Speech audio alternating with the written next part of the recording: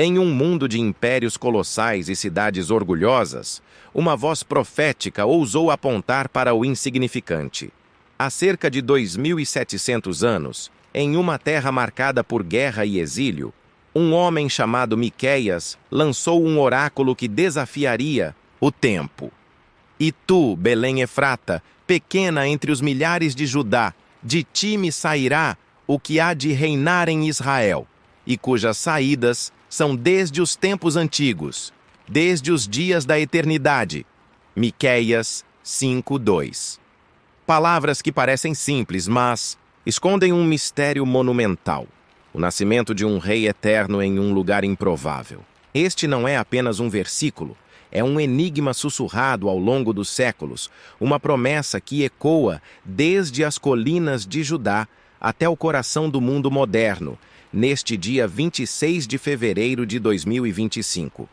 Hoje, desvendaremos esse segredo, passo a passo, como quem segue uma estrela no deserto. Prepare-se para uma jornada, não apenas pelas páginas de um livro antigo, mas por visões que queimam como fogo diante dos olhos. Este é o nascimento do Messias em Belém. Uma profecia que começa como um sussurro em uma vila esquecida e termina como um grito que sacode a história. Vamos ao texto. Miqueias 5:2 em hebraico diz: Vata Beit Lechem Efrata, Tzair Lihiot Balfei Yehudá, Mincha Li Yetze, Lihiot Moshel Be-Israel, Umotza Otav Mikedem Mimei Olam. Traduzido: E tu, Belém Efrata, pequena entre os milhares de Judá, de ti me sairá o que há de reinar em Israel, e cujas saídas são desde os tempos antigos, desde os dias da eternidade. Cada palavra aqui é um portal. Belém Efrata, não apenas uma vila, mas a casa do pão, um lugar humilde ligado ao clã de Davi. O Moshel, ou governante, não é um rei comum. Suas origens remontam a um passado eterno, um conceito que transcende a lógica humana. Imagine, de uma vila insignificante, quase invisível nos mapas de Judá, nasceria um líder cujo domínio não conhece limites de tempo ou espaço. Pequena entre os milhares, um paradoxo divino. O texto não fala de exércitos ou palácios, mas de um governante cuja força vem de algo mais profundo, algo eterno. Miqueias nos dá uma pista visual. Belém não é o palco principal. Por acaso, ela é o berço de uma linhagem que o mundo jamais esqueceria. Volte ao século 8 a.C.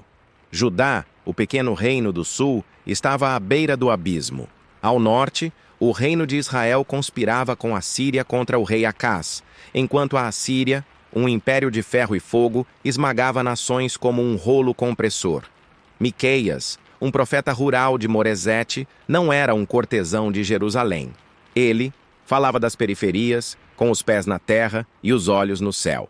Sua mensagem era dupla: julgamento e esperança. Ele previu a destruição de Samaria em 722 a.C.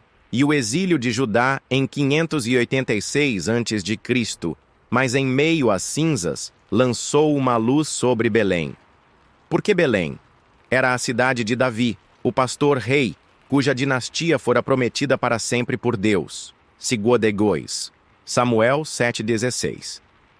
Mas no tempo de Miqueias, essa linhagem estava em frangalhos, eclipsada por reis corruptos e invasores. A profecia, então, era um desafio. Do menor viria o maior, da fraqueza, o poder. Era um sinal para um povo que logo enfrentaria o exílio babilônico, um lembrete de que a história não termina na derrota. Miqueias 5:2 não ficou preso ao seu tempo. Para os judeus antigos, como atestado por Flávio Joséfo no século I, Belém era o berço de um Messias futuro, um rei davídico que libertaria Israel dos opressores. Quando Herodes o Grande perguntou aos sacerdotes onde o Messias nasceria, eles citaram este versículo, Mateus 2:5-6. Mas o cristianismo deu um salto audacioso. Mateus viu em Jesus, nascido em Belém por volta de 4-6 a.C., o cumprimento literal dessa profecia. Agostinho, no século IV, celebrou Belém como prova da humildade divina. O Rei Eterno vindo como um bebê em uma manjedoura. Mas nem todos concordam. O rabino medieval Rashi argumentou que o Moshel era um líder terreno, talvez Ezequias, filho de Acás, que trouxe reformas a Judá. Críticos modernos, como o teólogo John Dominic Crossan, questionam se Mateus forjou a conexão, já que os evangelhos são os únicos registros diretos do nascimento de Jesus em Belém. Flávio Joséfo, por exemplo, não menciona tal evento, embora confirme a fama messiânica da cidade. Os eventos históricos alimentam o mistério. O censo de Quirino, Lucas 2:1-2, que teria levado José e Maria a Belém, é debatido. Alguns datam-no em 6 d.C., após o nascimento de Jesus. Ainda assim, a tradição persiste. Belém, a casa do pão, tornou-se o palco de um rei que os cristãos chamam de pão, da vida. Coincidência ou providência? E assim, chegamos ao presente. Miqueias 5:2 é um fio dourado na tapeçaria da história.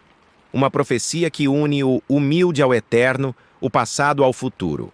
Para os judeus, é a esperança de um Messias por vir. Para os cristãos, a celebração de um Messias que veio. Para os céticos, uma questão em aberto. Mas todos concordam. Belém, a pequena, tornou-se grande. Hoje, em 2025, vivemos em um mundo de gigantes, tecnologia, poder, ambição. E, no entanto, a profecia nos chama de volta ao simples, ao improvável. Olhe para o céu, escute o silêncio das colinas. O que Miqueias viu ainda ressoa. O Rei Eterno já caminhou entre nós, ou seu reinado ainda está por vir? Seja você um crente ou um buscador, a profecia de Belém nos confronta com uma verdade inquietante. Os maiores começos surgem dos menores lugares. E se a história ainda estiver sendo escrita? E se a estrela de Belém nunca tiver deixado de brilhar? Fique com essa pergunta. O próximo passo é seu.